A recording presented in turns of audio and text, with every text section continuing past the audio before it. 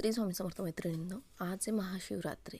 त्यासाठी मी सकाळीच उठले, घरदार पुसले, स्वच्छ छान केस वगैरे धुतले आणि देवाची पूजा वगैरे करून घेतली. आणि आता सगळ्यांसाठी फराळाचं बनवलं. त्यामध्ये बनवलं साबुदाणा, आलूचा शिरा आणि सोबत मिरच्या ह्या तळून घेतल्या आणि असं ताट वाढलेले. नंतर ते फराळ पाणी करून घेतलं आणि नंतर मी माझ्या कामाला लागली. काम म्हणजे हेच आपलं मशीन. काही साड्या आलेल्या होत्या पिको फॉल करण्यासाठी. मी त्यांना फॉल लावत बसलेली होती.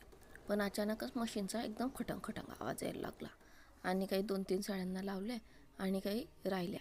तर बघू म्हटलं तर बघा, असं खटंग खटंग आवाज येत होता आणि मी बघितलं तर हे इथून काहीतरी तुटलेलं आहे.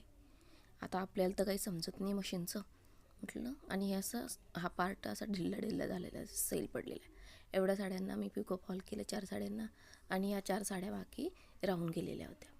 आता त्याची दुरुस्ती करायची म्हणजे मी ऑनलाईन बोलवलेली, त्याच्यामुळे आता मला प्रश्न पडलेला आहे. आणि ती मुळात म्हणजे इलेक्ट्रॉनिक शेटलवाली मशीन, त्याची आपल्या साध्या हिच्यामध्ये दुरुस्ती करून मिळते का नाही, आता याचं मला शोध घ्यावा लागेल पहिले तर. आणि आता ही मुलं आणि ते गेले होते यात्रेत, तिथून त्यांनी दरा बांधला, काही उपवासाचे शेव आणि चिवडा आणला होता.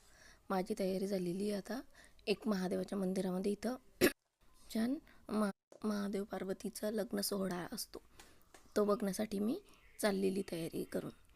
तर आज तर अशीच तुटफूट चालली आहे. डब्याचं पण बघा, झाकण तुटून गेलं. कोणता दिवस होता काय म्हणते असा आज. म्हणून म्हणते सर्व दिवस सारखे नसतात, कधी काही भेटतं तर कधी जातं, अशी गोष्ट होऊन जाते. आणि तिथं आल्याच्या नंतर बघा तुम्ही, किती छान प्रकारे शिव आणि पार्वती माता यांचं स्वागत करण्यात आलं. आणि मी थोडंसं व्हिडिओ शूट करण्याचा प्रयत्न केला. त्यांचं छान फुलं टाकून स्वागत केलं आणि आम्ही त्यांचा लग्नाचा छान आनंद घेतला आणि मस्त एन्जॉय केलं. त्यांनी थोडंसं मंगलाष्टक वगैरे म्हटली, चॉकलेटं फेकली आणि नंतर लग्न वगैरे पार पाडल्यानंतर आम्ही दर्शन घेतलं महाकालांचं. आणि घरी येताना त्यांनी प्रसाद म्हणून थंडाई दिलं.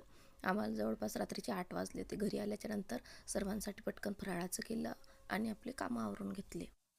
सर्व किचनची साफसफाई करून घेतली, गॅस घासून घेतला, पुसून घेतला, स्वच्छ करून घेतले.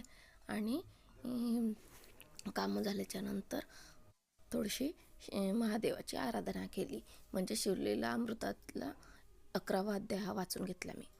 आणि असा गेला माझा आजचा दिवस. तुम्हाला आवडला असेल तर व्हिडिओला लाईक करा आणि चॅनलला सबस्क्राईब करा. बघितल्याबद्दल थँक्यू.